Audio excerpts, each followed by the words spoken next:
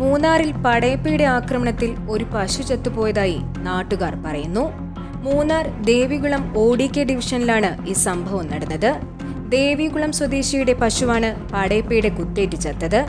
സാധാരണയായി പടയപ്പ ശാന്ത സ്വഭാവക്കാരനാണെങ്കിലും പശുവിനെ ആക്രമിച്ചു കൊന്നത് പ്രദേശവാസികൾക്കിടയിൽ വലിയ ഭീതി പരത്തിയിട്ടുണ്ട്.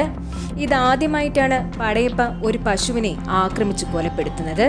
രാത്രിയിലെത്തിയ പടയപ്പ തൊഴുത്തിൽ കെട്ടിയിരുന്ന പശുവിനെ കുത്തിക്കൊലപ്പെടുത്തിയെന്നാണ് നാട്ടുകാർ പറയുന്നത്. പിന്നീട് RRT സംഘം എത്തിയാണ് പടയപ്പയെ കാട്ടിലേക്ക് ഓടിച്ചതെന്നും പറയുന്നു.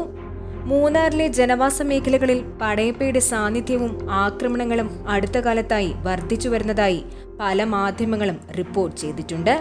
ഇടയ്ക്ക് നല്ലതണ്ണി എസ്റ്റേറ്റിൽ വീടിന് മുന്നിൽ പാർക്ക് ചെയ്തിരുന്ന കാർ പടയപ്പ ചവിട്ടി തകർത്തിരുന്നു. കൂടാതെ മൂന്നാർ ഉദുമൽപേട്ട പാതയിൽ വച്ച് കർണാടക സ്വദേശികളുടെ കാറിന് നേരെയും പടയപ്പയുടെ ആക്രമണ ശ്രമം ഉണ്ടായിട്ടുണ്ട്.